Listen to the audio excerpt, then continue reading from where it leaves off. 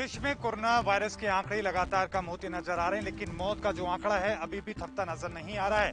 यही वजह है कि आज भी मौत के आंकड़ों में इजाफा देखने को मिला है, लेकिन साथ में ब्लैक फंगस को लेकर जिस तरह के हालात हैं उसको लेकर केंद्रीय स्वास्थ्य मंत्रालय ने चिंता जाहिर की है। लेकिन इन सब के बीच में केंद्रीय स्वास्थ्य मंत्रालय ने एक राहत की खबर दी है। उनका कहना है कि 7 राज्यों में ही सिर्फ 10,000 से ज्यादा नए कोरोना वायरस के आंकड़े सामने आ रहे हैं। इसके साथ ही स्वास्थ्य मंत्रालय का दावा है कि लगातार रिकवरी रेट जो है वो तेजी के साथ बढ़ता जा रहा है और साथ में जो पॉजिटिविटी रेट है वो भी कम होता जा रहा है। इसके साथ ही आपको ये भी बताते चलें कि लगातार तमाम जो टेस्टिंग की जो प्रक्रिया है वो भी तेज कर दी गई है। वैक्सीनेशन को लेकर भी तेजी बढ़ा दी गई है। तमाम राज्य सरकारों को निर्देश दिए गए हैं कि जल्द से जल्द वैक्सीनेशन का जो काम है वो पूरा किया जाना चाहिए। लेकिन साथ में ब्लैक फंगस को लेकर भी चिंता जाहिर की गई है, क्योंकि देश में लगातार ब्लैक फंगस के मामले सामने आ रहे हैं और ऐसे में न सिर्फ देश के कई जो बड़े राज्य हैं बल्कि अब ब्लैक फंगस के साथ में व्हाइट फंगस को लेकर भी चर्चा होने लगी है। बिहार के पटना में आज एक अस्पताल में व्हाइट फंगस का एक और मामला सामने आया, जिसको लेकर चिंताएं एक बार फिर से बढ़ती नजर आ रही हैं। लेकिन इन सब के बीच में राजनीति भी चरम पर है। मध्य प्रदेश के पूर्व मुख्यमंत्री कमलनाथ के बयान को लेकर खासतौर पर विवाद देखने को मिल रहा है, जिस पर बीते रोज ही बीजेपी ने कई गंभीर आरोप लगाए थे। बीते रोज जहां कमलनाथ ने कहा था कि सिर्फ अकेले मध्य प्रदेश में बीते 2 महीने के दौरान 1 लाख से ज्यादा लोगों की मौत सिर्फ कोरोना की वजह से हुई है, तो उसको लेकर बीजेपी के कई नेताओं ने हमला किया था। वहीं मध्य प्रदेश के गृह मंत्री नरोत्तम मिश्रा की हम बात करें तो उन्होंने कहा था कि अगर आपके पास सबूत है तो सबूत दीजिए, अगर सबूत नहीं तो इस्तीफा दे दीजिए। इस तरह की बातें नरोत्तम मिश्रा के द्वारा की गई थी। तो वहीं अब भारतीय कोरोना को लेकर भी बात कही जा रही है। उसको लेकर कमलनाथ ने जो बयान दिया था कि मेरा भारत मेरा कोरोना, इस तरह की जो बात कही गई थी, उसके बाद अब विवाद तेज हो चुका है। इसको लेकर आज केंद्रीय मंत्री प्रकाश जावड़ेकर ने भी हमला किया। उन्होंने कहा कि ये देश को बदनाम करने की कोशिश है। वीडियो जर्नलिस्ट हरपाल सिंह के साथ मोहित चौधरी, एएनपी न्यूज। बिहार सरकार ने राज्य में बढ़ते कोरोना के मामलों को देखते हुए 5 मई से लेकर के 30 मई तक लॉकडाउन लगा दिया है। लेकिन सरकार ने इस लॉकडाउन में एक अनोखी पहल शुरू की है, जिसमें लोगों को फ्री में खाना और राशन दिए जा रहे हैं। लॉकडाउन के दौरान पैसे के अभाव में गरीबों को खाने पीने की दिक्कत ना हो, इसका सरकार की ओर से भरपूर ख्याल रखा गया है। राज्य सरकार की ओर से ब्लॉक से लेकर के जिला स्तर तक कम्युनिटी किचन बनाया गया है। वहीं जन वितरण प्रणाली से सभी राशन कार्डधारियों को 25-25 किलो चावल और गेहूं मुफ्त में देने का काम किया जा रहा है, जिससे कि कोई भी गरीब काम धंधा बंद होने के कारण भूखा ना रहे। वहीं ग्रामीणों ने बताया कि हर बार उन्हें चावल और गेहूं मिलाकर 25 किलो राशन दिया जाता था, जिसके पैसे देने पड़ते थे, लेकिन सरकार ने इस बार मुफ्त में डबल राशन देने का काम किया है। इस बात से वह बहुत खुश हैं। कोरोना काल में लॉकडाउन के बीच सरकार की इस पहल को लेकर के लोगों में काफी खुशी है। कैमरामैन हरपाल के साथ ममता शर्मा, एएनबी न्यूज। नोएडा के पूर्व डीएम बीएन सिंह को क्लीन चिट मिल गई है। पिछले साल कोरोना में उन पर ढिलाई और लापरवाही बरतने के आरोप लगे थे, जिसके बाद पिछले साल 30 मई को सीएम योगी ने नोएडा का दौरा किया था और जमकर फटकार भी सुनाई थी, जिसके बाद उनको रेवेन्यू बोर्ड में भेज दिया गया और डीएम पद से हटा दिया गया था। उसके बाद सुहास एलवाई को प्रयागराज से यहां डीएम पद पर तैनात किया गया। सुहास एलवाई बहुत ही तेज तर्रार और एक बैडमिंटन खिलाड़ी हैं और यहाँ पर आने के बाद उन्होंने काफ़ी ज़्यादा माहौल में भी सुधार किया है और उसके बाद बीएन सिंह को अब क्लीन चिट मिल चुकी है, जिसके जांच के बाद उनको दोषी नहीं पाया गया। तो फिलहाल देखने वाली बात यह होगी क्या वो वापस काम पर लौट पाएंगे जल्दी या अभी कुछ देरदारी और होगी। साल भर तक चली चिकित्सा स्वास्थ्य और चिकित्सा शिक्षा के प्रमुख सचिव की जांच में उन्हें दोषी नहीं पाया गया है, जिसके बाद बीएन सिंह के खिलाफ चल रही अनुशासनिक कार्रवाई को भी खत्म कर दिया गया है। योगी ने फटकारा था बकवास बंद करो। सीएम योगी आदित्यनाथ ने पिछले साल मार्च में जब कोरोना संक्रमण देश में फैलना शुरू हुआ था, अफसरों की क्लास लगानी शुरू कर दी थी। उन्होंने एक मीटिंग के दौरान उस वक्त के डीएम बीएन सिंह को फटकार लगाते हुए कहा था, ये बकवास बंद करो, अपना बकवास कर करके आप लोगों ने पूरा माहौल खराब हो गया है। यहाँ पर जिम्मेदारियां का निर्वहन करने के बजाय एक दूसरे पर दोष डाल रहे हैं। बीएन सिंह के बाद सुहास एलवाई को गौतम बुद्ध नगर का डीएम नियुक्त किया गया। उनके डीएम बनने के बाद माहौल में काफी ज्यादा सुधार देखने को मिला और अब फिलहाल कोरोना काल की दूसरी लहर चल रही है, तो भी वो स्थिति को पूरी तरीके से संभाल रहे हैं। किसी हॉस्पिटल में कोरोना से रिलेटेड पेशेंट हो या बेड ऑक्सीजन की कोई भी दिक्कत आती है तो वो तुरंत संज्ञान में लेते हैं। जेवर ब्लॉक या किसी और ब्लॉक की बात करें तो वहाँ पर भी चिकित्सालय में जाकर दौरे करते रहते हैं। मैं कैमरामैन हरपाल सिंह के साथ पुष्पेंद्र चौधरी, ANV न्यूज़, सरहिंद। देश में कोरोना वायरस का कहर लगातार जारी है और आए दिन मामले बढ़ रहे हैं। ऐसे में मौत का आंकड़ा भी लगातार बढ़ता हुआ नजर आ रहा है। हालांकि रिकवरी रेट में बढ़ोतरी हो रही है, लेकिन फिर भी एक तरफ तो कोरोना वायरस है और दूसरी तरफ ब्लैक फंगस ने भी अब देश में दस्तक दे दी है। तो यहाँ एक तरफ कोरोना वायरस के केस घटने का नाम ही नहीं ले रहे थे, अब दूसरी ओर कोरोना वायरस के साथ साथ ब्लैक फंगस ने भी अपनी दस्तक दे दी है। और ऐसे में आए दिन कांग्रेस नेता राहुल गांधी PM नरेंद्र मोदी पर हमलावर रहे हैं। ऐसे में आज फिर से प्रधानमंत्री नरेंद्र मोदी पर उन्होंने तंज कसा है। तो यहाँ तंज कसते हुए उन्होंने एक ट्वीट किया है और ट्वीट के जरिए उन्होंने कहा है कि देश में कोरोना के साथ बढ़ रही ब्लैक फंगस महामारी के साथ केंद्र सरकार की कुशासन को जिम्मेदार ठहराया है। साथ ही उन्होंने एक ट्वीट किया तो यहाँ उन्होंने कहा कि मोदी सिस्टम के कुशासन के चलते सिर्फ भारत में कोरोना के साथ साथ ब्लैक फंगस महामारी है। वैक्सीन की कमी तो है ही, इस नई महामारी की दवा की भी भारी कमी है। इसे जूझने के लिए PM ताली थाली बचाने की घोषणा करते ही होंगे।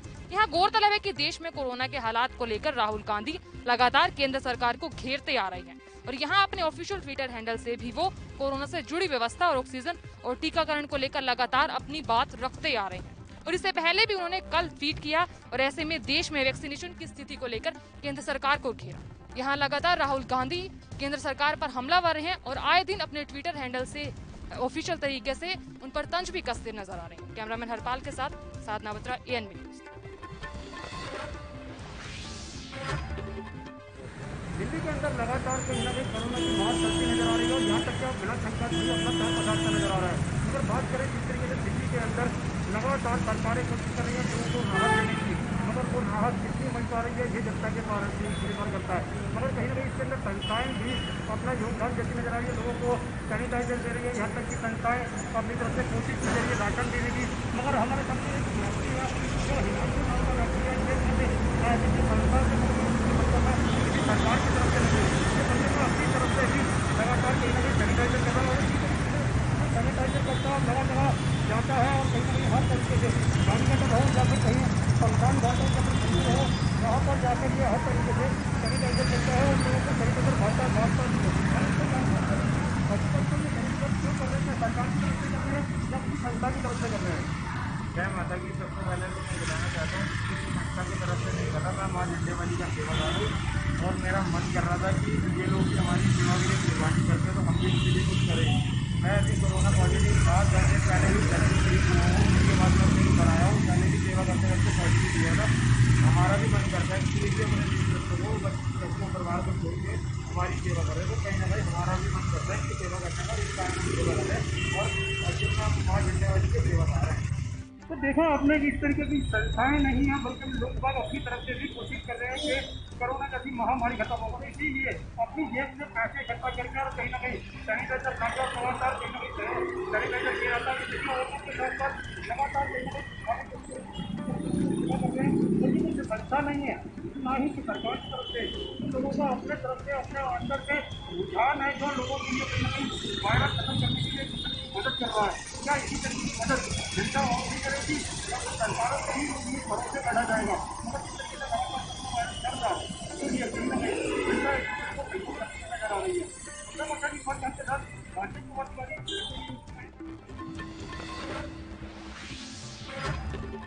कोरोना काल में जहां शासन प्रशासन एक तरफ लोगों से घर पर रहकर सुरक्षित रहने के लिए कह रही है, तो वहीं ऐसे में आशा कार्यकर्ता घर घर द्वार द्वार एवं गांव गांव जाकर लोगों को कोरोना के लिए कई संदेश दे रही हैं, वैक्सीनेशन का काम करवा रही हैं।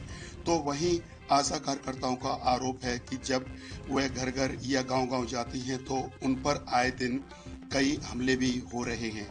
ऐसे में आशा कार्यकर्ताओं ने भिंड जिला अस्पताल परिसर में एक दिवसीय धरना दिया, जिसमें उन्होंने अपनी मांगों को लेकर कहा गया है कि हम अपनी जान की बाजी दांव पर लगाकर लोगों को सुरक्षित कर रहे हैं, लोगों को कोरोना के प्रति समझा रहे हैं, लेकिन फिर भी हम पर आए दिन हमले हो रहे हैं। एक तो जो हम हमेशा से स्वास्थ्य सेवाओं का जो कार्य करते हैं उस कार्य की अनदेखी की जा रही है सरकार और विभाग के द्वारा लगातार वर्ष 2005 से।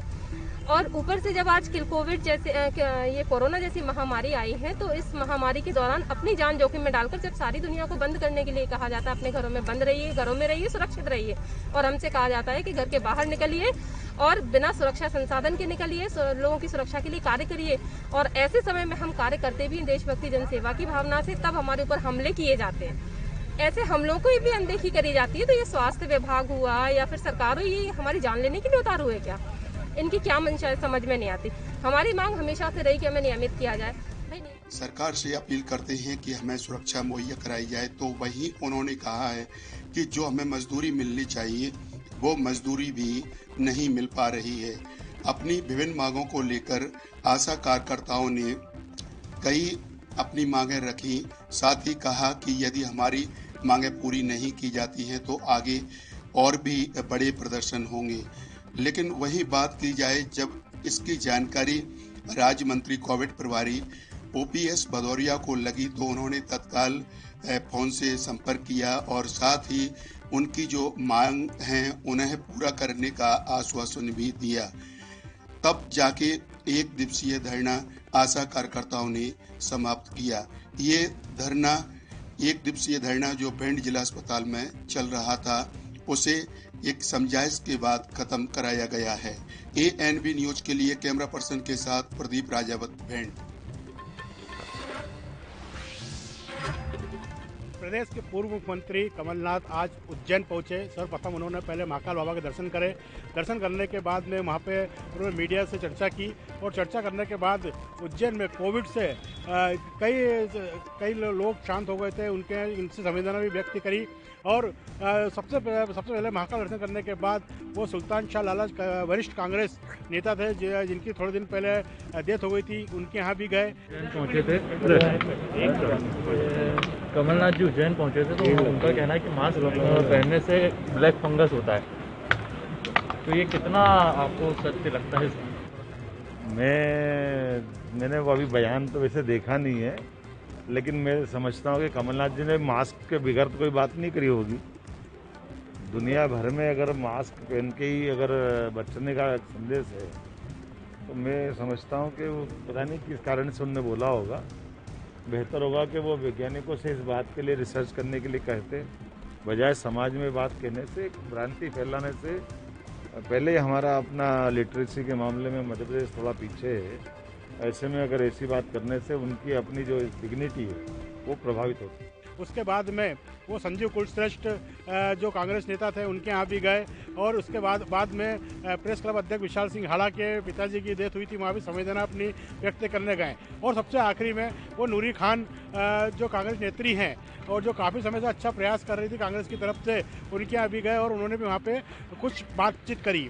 लेकिन इन सब बातों के बीच में उन्होंने जब प्रेस कॉन्फ्रेंस करी और प्रेस कॉन्फ्रेंस में उन्होंने बोला कि मास्क पहनने से ब्लैक फंगस होता है, उसी को लेकर मंत्री मोहन यादव ने उन पर पलटवार करते हुए कहा कि ये शायद वैज्ञानिक तथ्य है जिसका कमलनाथ जी वो अच्छी ढंग से जवाब दे सकते हैं।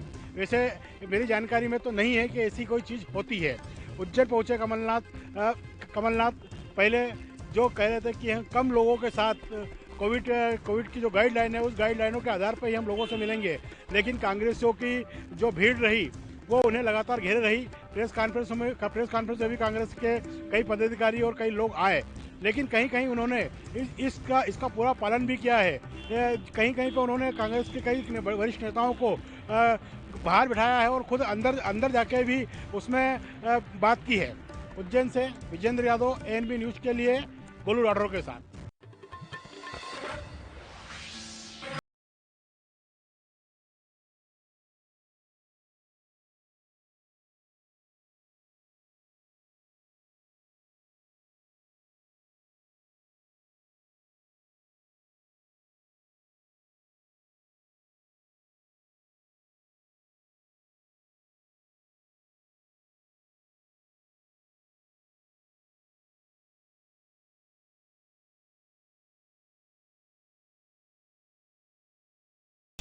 कम ब्रेक और ज्यादा खबरों के साथ देखिए ANB न्यूज।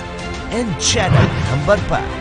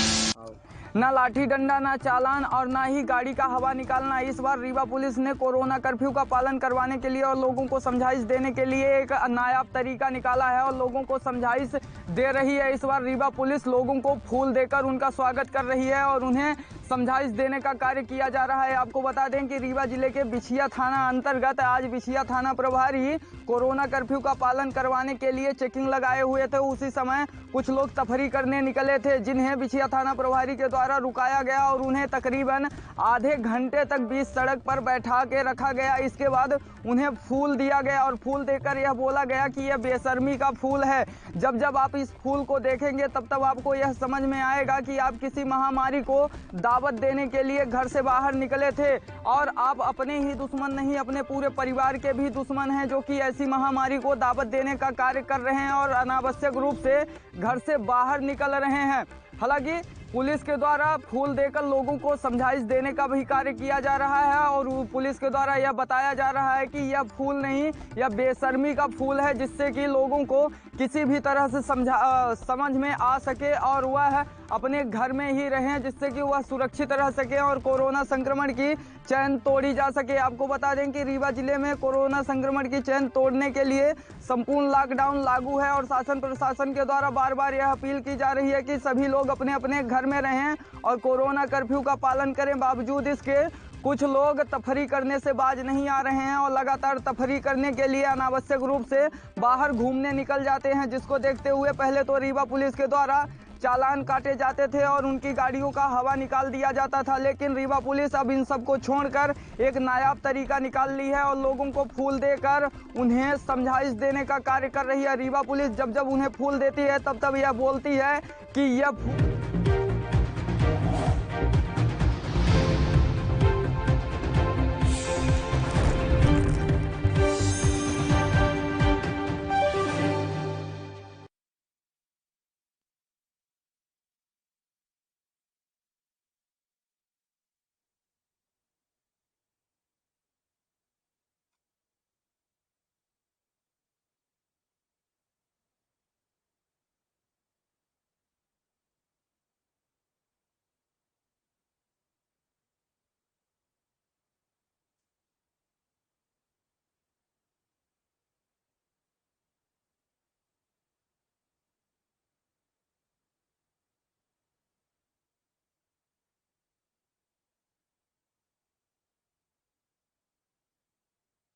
वहीं मरीजों के साथ जो तीमानदार आए हैं उन्होंने डॉक्टरों की काफ़ी सराहना की और उन्होंने बताया कि हमें इधर उधर भटकना नहीं पड़ेगा और हमारा आसानी से इलाज हो सकेगा। ANB news Mayank Rajput Jalaun. जनपद में कोरोना जैसी महामारी अभी थमने का नाम नहीं लिया है, तो अब ब्लैक फंगस ने अपने पैर पसारना शुरू कर दिया है। मथुरा जनपद में 7 मरीज मिलने से पूरे जनपद सहित स्वास्थ्य विभाग में हड़कंप मच गया है। वहीं एक मरीज की मौत भी बताई जा रही है, मगर मथुरा प्रशासन और स्वास्थ्य विभाग के द्वारा अभी इस चीज़ की पुष्टि नहीं की गई है। वहीं स्वास्थ्य विभाग के अधिकारियों के द्वारा जानकारी देते हुए बताया गया है कि मथुरा जनपद में अब 7 ब्लैक फंगस के मरीज पाए गए हैं, जिनके की जांच की जा रही है। और मथुरा जनपद में करीब अभी 2 मरीज भर्ती हैं, जो नेती हॉस्पिटल में और एक प्राइवेट हॉस्पिटल में भर्ती है। इसको देखते हुए प्रशासन सरकार पूरी अलर्ट हो चुकी है, क्योंकि अब कोरोना महामारी के दौरान अब ये ब्लैक फंगस की बीमारी अब लोगों को सताने लगी है, क्योंकि ये बीमारी आंखों की रोशनी पर इफेक्ट पड़ रहा है और इस बीमारी की वजह से आंखों की रोशनी जाती हुई नजर आ रही है। तो उसी के लिए इस बीमारी को ब्लैक फंगस के रूप में इसको घोषित किया गया है। मथुरा से रिंकू शर्मा, ANB न्यूज। जैसे महामारी में एक गांव ऐसा भी है जहां पे एक भी आदमी पौष्टिक नहीं है। मुख्यालय से 20 किलोमीटर दूर नेवादा ब्लॉक क्षेत्र के खानपुर गांव में एक भी आदमी कोरोना पौष्टिक नहीं पाया गया। न कोई कोरोना से यहाँ बीमार है, न किसी को यहाँ किसी की मृत्यु हुई है। बता दें कि यहाँ की आशाएं इतनी अलर्ट हैं कि साफ सफाई पे ज्यादा ध्यान रखती हैं, लोगों को समझाती हैं, उनको बताती हैं कि कैसे साफ सफाई करना चाहिए। गांव में काफी सफाई है। गांव लगभग 4000 की आबादी है, 345 परिवार इसमें रहते हैं। गांव में काफी सफाई दिखती है, एक भी आदमी पौष्टिक नहीं है। गांव की आशाएं बहुत ज्यादा यहाँ पे मेहनत करती हैं। गांव में एक भी मरीज पौष्टिक नहीं मिले हैं। ये देखने वाली बात है कि ऐसे गांव से प्रेरणा लेने की बात है कि कोई भी पहली और दूसरी लहर में पॉजिटिव मरीज कोरोना का नहीं आया है। किस तरीके से संभव हो पाया और कैसे स्वास्थ्य टीम ने जो है ग्रामीणों की मदद की है? सर, ये महुआ खाड़ा जो है प्राथमिक स्वास्थ्य केंद्र रंजनपुर के अंतर्गत एक ग्राम सभा है, जिसकी आबादी लगभग 700 से अधिक है। कुल 114 परिवार रहते हैं और हमारी यहाँ की आशा, आंगनवाड़ी और एनएम बहन जी सजग हैं और गांव का शिक्षा का स्तर भी बहुत ठीक ठाक है अपेक्षाकृत। तो यहाँ ग्राम सभा में कोई भी व्यक्ति अगर बाहर से आता है तो उसको पहले सैनिटाइज होकर ग्राम सभा में घुसना पड़ता है। अब पिछली लहर और इस लहर में दोनों में हमारी घर घर हाउस टू हाउस टीमें घर घर सर्वे करी हैं। सर्वे के दौरान इस बार मात्र 2 ऐसे मरीज मिले हैं जिनको कि हल्का फुल्का बुखार था, जो हमारी हाउस टू हाउस टीम द्वारा ड्रग किट उनको प्रोवाइड की गई और मात्र 2 दिन के भीतर उनका बुखार ठीक हो गया। Aiman Ahmad, ANB news, Kaushambi. मिर्जापुर जनपद के अरोरा इलाके के अलग अलग क्षेत्रों में करीब 1 दर्जन से ऊपर किसानों द्वारा खरबूजे की खेती की गई थी। हालांकि कोरोना काल की वजह से बाहर माल न जाने के कारण काफ़ी किसानों को नुकसानी का सामना झेलना पड़ा।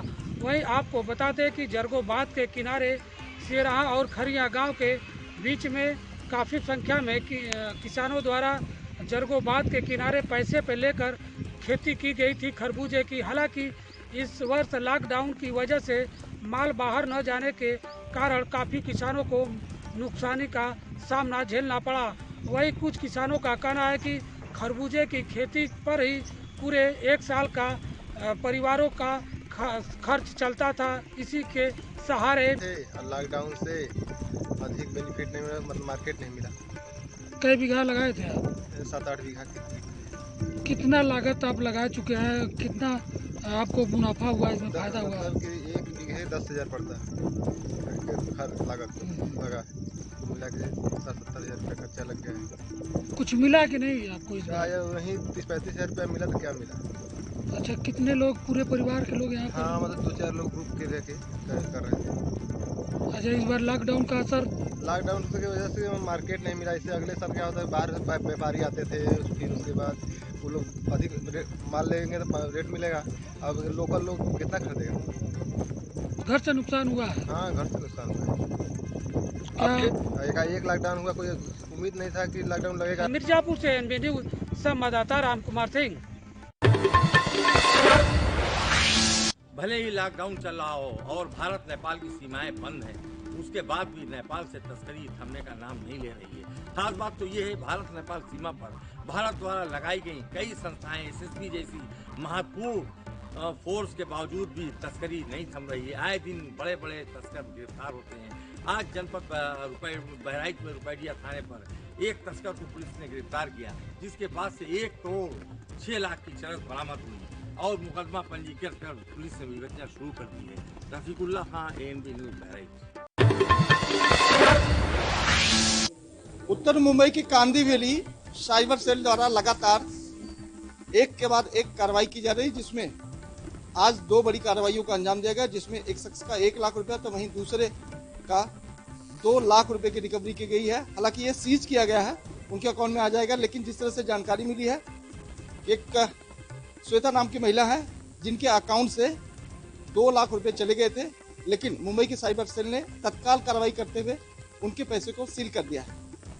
आज श्वेता इसी साइबर सेल में लोगों को मिठाइयाँ खिलाती हुई दिखी। उनसे हम जानकारी लेंगे कि आखिर ये मिठाइयाँ क्यों बांटी जा रही है। श्वेता जी, आप बताइए कि साइबर सेल के तमाम पुलिसकर्मियों को आप मिठाई खिला रही थी, क्या कुछ मामला तो बताइए। मेरा ऑनलाइन से गया था पैसा और यूपीआई से, लेकिन इन्होंने बहुत, पूरे टीम ने बहुत सपोर्ट किया और मेरा 36 आवर्स में रिकवर भी हो गया था।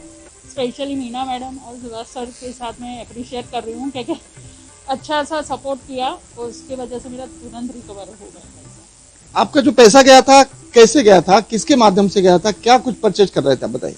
मैंने एक ऑनलाइन अमेज़न से किया था, लेकिन वहाँ से टोल फ्री से मुझे जो प्रॉब्लम आ रही थी वो उसमें यूपीआई से मेरा गया था, जहाँ वहाँ मैंने कुछ भी पिन नंबर के कुछ भी नहीं दिया था जिसको, और पूरे 2 लाख रुपए मेरे गए थे उसमें कुछ भी। और वहाँ से मुझे कुछ भी परचेज तो नहीं हुआ, लेकिन मेरे को बहुत सफ़र करना पड़ा था। क्या कहेंगे मुंबई साइबर पुलिस को?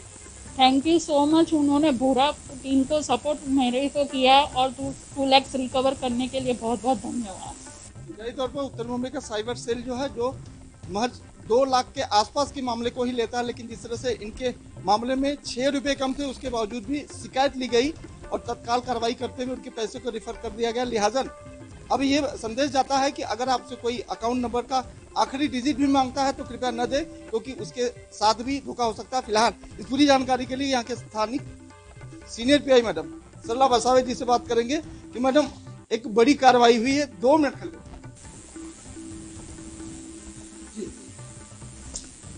कंप्लेनर हमारे पास आए, लेकिन 2 लाख में उनके